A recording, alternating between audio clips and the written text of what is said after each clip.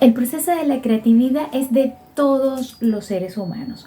Por eso es imposible pensar en una persona sin creatividad.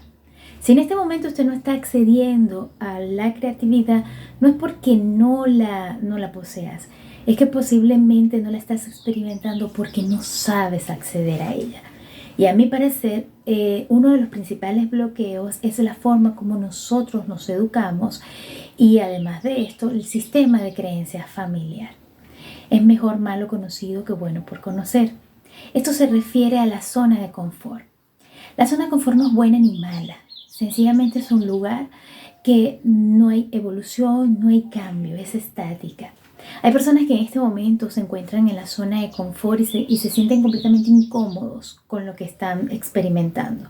Sin embargo, han decidido permanecer ahí porque cada historia es completamente diferente. Hay otras personas que están en su zona de confort, pero se sienten incómodas y están preparándose para dar ese salto adelante. La vida, a través de lo que denominamos incertidumbre, se va a encargar de sacarnos muchas veces a empujones de la zona de confort. Muchas veces puede ocurrir a través del quiebre económico, la pérdida del empleo, una ruptura amorosa, incluso hasta un desastre natural nos puede sacar de esta zona de confort. Insisto, para mí la forma en que nosotros fuimos educados de 0 a 14 años influye en gran medida en cómo nosotros estamos interpretando el mundo y cómo permitimos que esto nos impacte a nosotros. Es importante destacar que no somos lo que pensamos, pero el contenido cognitivo que estamos construyendo puede llegar a influenciar en gran medida en cómo yo voy a interpretar el mundo. De 0 a 14 años, el niño no posee ningún tipo de filtro y no puede generar ningún tipo de juicio hacia las personas que lo están educando. Los padres, los cuidadores, sus primeros educadores también están respondiendo a un programa.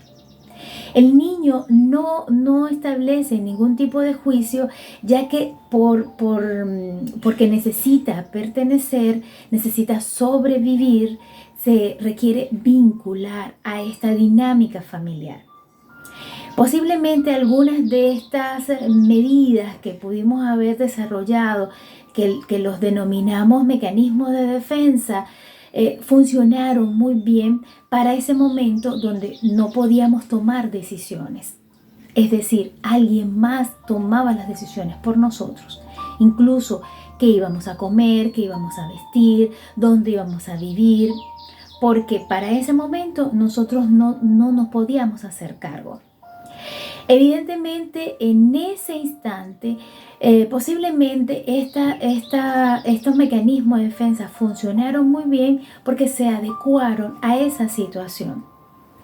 Pero que ya siendo adultos, ya estos mecanismos de defensa ya dejan de ser útiles y por el contrario comienzan a generar un enorme sufrimiento, ya que afectan enormemente en cómo yo me vinculo con el entorno, cómo establezco mis relaciones de pareja, las relaciones con mis hijos, el entorno, mi entorno social, el trabajo, incluso lo más importante, la relación conmigo mismo.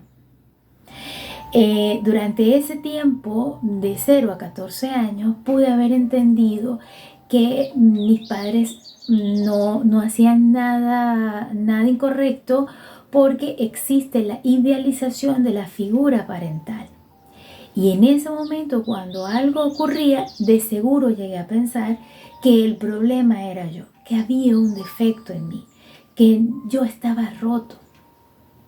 Y esto acompaña al adulto hasta sus últimos días de vida si esto no es revisado.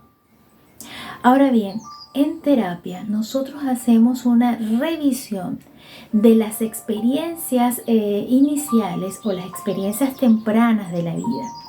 Es como mirar una película desde una enorme pantalla y hacer incluso una reinterpretación de lo que ocurrió en ese momento. Y la idea de esto no es buscar culpables ni que alguien pague la factura, sino hacer una interpretación más adecuada y contarnos una historia incluso hasta más bondadosa, ya que muchísimas de estas experiencias terminaron generando lo que nosotros denominamos en psicología traumas. Creemos que los traumas son eventos catastróficos que pudieron haber ocurrido, como por ejemplo un abuso, un accidente o experimentar algún tipo de situación completamente violenta. Sin embargo, existen otros traumas que también fueron experimentados en esta edad temprana que nos pudieron haber impactado enormemente, ya que se carece de herramientas y mecanismos para poder interpretar esto que estaba ocurriendo. Estos traumas terminan generando mucho sufrimiento en la edad adulta. Y además de sufrimiento, lamentablemente comienzas a repetir patrones, porque nuestro cerebro se va a lo familiar, a lo conocido, que evidentemente no es bueno ni malo, simplemente es lo conocido.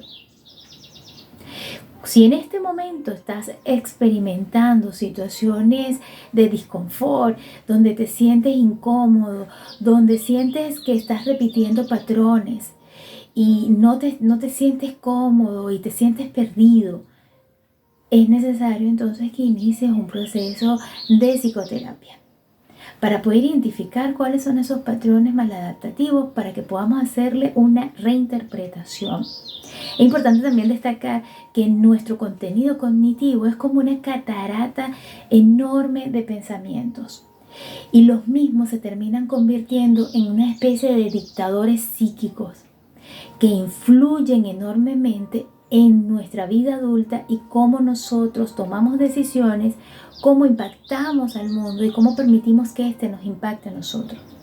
Muchísimo del contenido cognitivo que estamos experimentando en este momento vienen con fallos. No soy suficiente, no voy a lograrlo, no soy bueno. Sobre todo el no soy suficiente, que acompaña en gran medida a las adicciones, a las relaciones de pareja con apegos o vinculaciones muy tormentosas. Su punto de partida es a través de este proceso de no sentirme suficiente.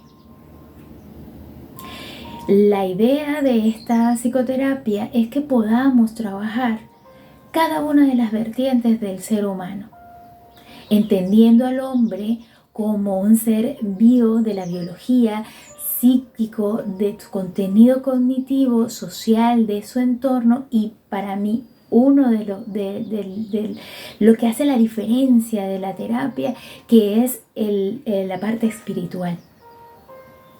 Entendiendo que no podemos interpretar al ser humano únicamente desde la parte biológica. El contenido espiritual, que no tiene nada que ver con un tema religioso, sino más bien con una reconexión con el ser, la reeducación de lo que denominamos ego y el reencuentro con la naturaleza, con las energías. Eso permite que el paciente pueda lograr incorporar mejores mecanismos adaptativos a su sistema actual. Importante que sepamos que a través de este proceso terapéutico existe un reencuentro con la persona. Me he dado cuenta en terapia que hay personas que les cuesta mirarse incluso al espejo. Se sienten completamente perdidos. Y esto lo trabajamos en terapia para que exista un reconocimiento, una aceptación, una integración y una validación del ser. Mi nombre es Carmen Brito, soy psicóloga y me encargo de acompañar a humanos a reencontrarse.